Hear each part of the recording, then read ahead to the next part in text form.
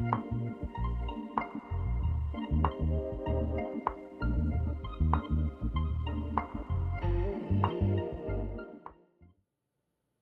back to sports. I'm Gavin Bicho. Miami Hurricanes men's basketball tipped off the 2024-25 season on Monday night, and the Canes were able to shake the rust off a 10-game losing streak dating back to last season with a record performance. To the Watsco Center we go as Miami opens the year versus Fairleigh Dickinson. It starts off with a miss. Rebound by Brandon Johnson, the ECU transfer. Canes up early, hit ahead pass, the new kid on the block. Link Kidd with the flush. Canes up big to start this one. Loose ball on the ground. A.J. Staten-McCray comes up with a loose change. Finds the veteran Matthew Cleveland with the slam. The foul and the finish. Uses his defender as a step stool. To the second half we go. This is the five-star freshman Jalil Bethia. Loses his man. Tough contested two. Goes for the Canes, who are up 27. The lead remains the same a little over halfway through the second half. Another freshman star, Divine Ugochukwu. The hoop and the harm. Canes rolling versus FDU.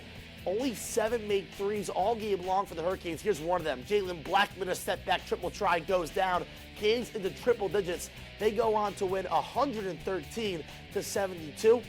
Miami's 113 points are the most scored in a single game since February 1987 and 2 points shy of the program record. Coach Larinaga talked after the game regarding his team's execution against the Knights. We told the team the emphasis was that they were 15th in the country last year in tempo, meaning it was going to be a race. And if they outran us, they would win. If we outran them, we'd win.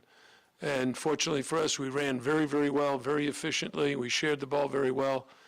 We just kept scoring at a high rate. Following the conclusion of last year's Miami Hurricanes women's basketball season, Katie Meyer stepped down from her role as head coach. And earlier on Monday, the Lady Canes hit the hardwood for their season opener versus Stetson and under new direction for the first time in 2 decades. We start in the second quarter where the Canes were down early but started to turn things around here first with a Haley Cavender jump shot, familiar name from a couple years ago. The Cavender twins back in the 3:05. Now the Hurricanes up 19-18, but Lamaya Hilton with the steal goes coast to coast, embraces the contact and finishes at the cup for an and one bucket. Canes up double digits now. This time, Hannah Cavender on the right wing moves to the center of the alley and finds a wide open pass to Jasmine Roberts for the reverse layup. She's playing in her 95th game as a Cane. Here's Hannah now, kicks out to Baby D. Darian Rogers from the left corner and sticks it. Canes go up 20. They go on to cruise to a big-time victory, 78-53 over Stetson. And how about win number 1 as a Cane for head coach Tricia Cullop following 16 seasons at Toledo? Her reaction post-game. Well, I'm just proud of this group, and it's a joy to coach them. And I'm excited to see where we're going because I think we did some good things today, but the ceiling for this team is really high. And I can't wait to keep helping them reach their potential because there's a lot of potential out there, a lot of talent. And as this team comes together, I think that our fans, our Hurricane fans, are going to be really excited to see all the benefit of that hard work. And following a season where neither program made the NCAA tournament, both the men's and women's teams look to aim their sights back on the big dance. Up next, the Miami Hurricanes football team heads to the ATL with hopes to keep its undefeated season alive. Don't go anywhere.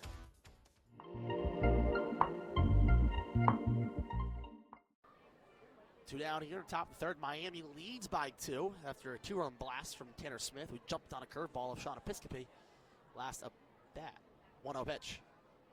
In the dirt as well. 2 balls, no strikes. We saw Robert do well last inning with 2 outs, 1-2-3 inning, but in the first inning, 2 outs and 4 pitches. Took him a while to get that third out. Puts it almost threatened in that first frame. Here in the top of the third, Tigers got a runner on as Kuden crouches into his stance. The 2-0 pitch is chopped off himself. 2 balls and 1 strike. Yeah, Kuden still working on that current 20-game hit streak, which is tied for a program record, dates back to last season, but the junior from Winston-Salem, North Carolina, is going to have a homecoming game there against Wake Forest next weekend. Princeton, tall task ahead of them on their schedule prior to Ivy League play. The 2-1 pitch from Robert comes home, and it's a hard hit to the shortstop. Ogden and gets behind him. A hard hit ball as we now have runners on first and second with 2 down here in the top of the third. We'll see what they put that down as. My guess is a single. Yeah, hit really Pretty hard hit Great ball. contact, and if so, that'll be the program record for Yeah, hit streak. Have to just wait and see here And they're for gonna the give him the hit. Yep. official score. That's Yeah. a base knock. There That's it is. 21 games in a row for Jake Kuden. How about that? Whether you play in the Ivy League or the ACC, baseball's a tough game to get 21 games. Yeah. Yeah. So that is a program record, folks. On opening day for the Princeton Tigers, game number 5 for Miami. got to give him his flowers at Kuden, who's on first now. And that brings up Jake Bold, who watches a curveball, front door in for a strike. Robert in another situation with a runner in scoring position with 2 outs here in the top of the third. Jake Bold, the catcher. He's used to this weather. 0-1 pitch outside. From La Jolla in San Diego. La Jolla Country Day School. Kind of a similar program to Doral Academy down here. Powerhouse in high school baseball. Robert takes a look at second, now comes home with a 1-1. It's fouled right back. A ball and 2 strikes. Runner on second is Guggens. On first, it's Kuden. What are you throwing Bold here, 1-2? I mean, he's trying to dance around a lot of hitters. I think go back with the fastball, find a good spot, maybe outside, and make Bold really work for a base hit. 1-2 pitch is a curveball, front door, fouled back. Again, the same direction as that light post. That's where most of the foul balls have been from these righties for Princeton. You know, when it lands in between that white wall and the green one behind the grandstand, it goes directly onto that concourse. Yeah. And you're buying your mark light shake. 1-2, fouled right back, almost at us there. Had to put my hands up to stop that one, but thankfully the netting there to do that. Yeah, if you're in that shake line, when one of these foul balls goes barreling down towards you, you might want to think twice of getting that J-row. It's a baseball tunnel. Right. The 1-2 again from Robert, and now a batter timeout from Bold. Yep. Bold was second in batting average, just under 300 last season.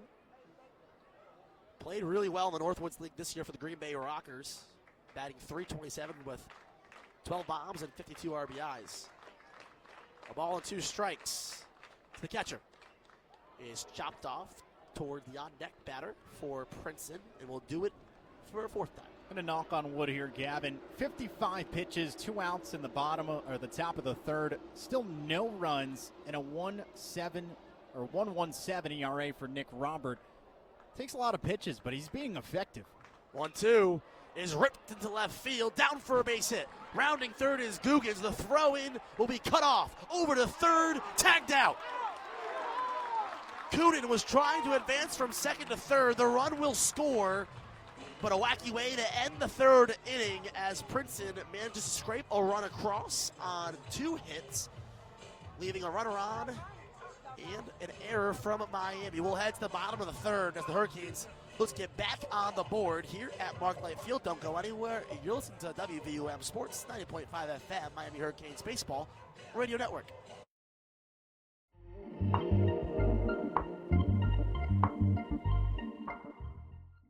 Second half starting here on the floor for the Hurricanes. Satan McCray, Nigel Pack, Lynn Kidd, Brandon Johnson, and Austin Swartz, the starters. And then for Arkansas, Jonas Adu, John L. Davis, Boogie Fland, Adu Thero, and DJ Wagner. As Adu hands off to Fland, top the key. One more pass to Wagner, near side wing. A 3-point jump shot is good. Great start from Arkansas early on. It's now a 5-point game. I'm sure that's exactly what Coach Calipari wants from his team right out the gates here in the second half. A 3 from the on the arc, 1 for 1. It's a 5-point game, not even 30 seconds into the half. Hurricanes going left to right on your radio dial now. Razorbacks going right to left. Miami in all white uniforms, green lettering, orange numbers, and a green trim. Johnson, rock over his head, finds Kidd, seals it on Adu. 2 seconds to shoot, spins around, goes up with the left, and a crafty move from the Virginia Tech transfer puts Miami on the board in the second half, 42-35, a minute in. And that is exactly how Miami's first half started. That was their first bucket of the game. Lynn Kidd going to work inside, backing up on the defense and putting it up off the glass. Arkansas in their road red uniforms, red tops, red shorts, white stripes down the sides, and white lettering and white numbering. Now a step back, 3-point shot from Flan is no good. Swartz comes down with the rock and hands it off to Pack, who crosses the timeline. 8:40 to go. Hurricanes lead the Razorbacks by 7. Now it's Staten McCray with the ball at the hip. Fires a pass inside, but Swartz wasn't looking at a turnover. Here come the Razorbacks, 3-on-3. Kicked out, right wing three from Davis is good.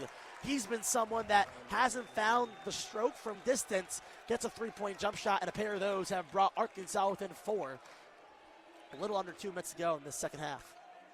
Maximum offense here from Arkansas. 2 of 2 from beyond the arc to start the second half. And if you're Miami, you've gotten tightened up. Can Nigel Pack respond? He doesn't. And a deep 3, no good, and a fast break opportunity. Yes, Thero gets the ball and gets tripped by Nigel Pack. Going for a swipe. It's going to cost Thero to hit the hardwood, and a foul on Nigel Pack. A good job from Nigel getting back off the missed 3. Or else it would have been an easy flush for Arkansas. Nonetheless, a foul on the grad student transfer from Kansas State, the only player left from that Final Four team 2 years ago. He's the leader on the team. Leonega calls him his quarterback, his Tom Brady. Good to see him back on the floor, especially after facing an injury last game against Charleston Southern. Wagner, the catalyst from the sideline, gets it back into Adu. Dribble handoff back out to Wagner, top of the key. Under 18 to go in the second half. Hurricanes up 4, led by 8 at the break. Inside pass to Adu, guarded by Kidd, and forces an air ball from Adu, and Pat gets the rebound back the other way. Rifles one over to Staten McCray, driving to the lane, goes up with the right off the glass and in. Right to the 10, wasting no time. We were talking late in that first half, Gavin, how you want Miami to cut right to the basket way earlier in the shot clock, early in the possession. That's what they did right there. Fland probes, top of the key, fires it over to Davis. One more pass to Wagner. Inside shot, heavily contested, no good. Johnson flips it up to Swartz. Back over to the East Carolina transfer. Finds Pack in his own zip code for 3, and it's good. A wide open look, and Calipari wants a timeout. Miami with a lead back up to 9, their largest of the second half. 17-12 to go here from the Watsco Center. Miami leads 47-38. Don't go anywhere. You're listening to Miami Hurricanes men's basketball on WVUM 90.5 FM.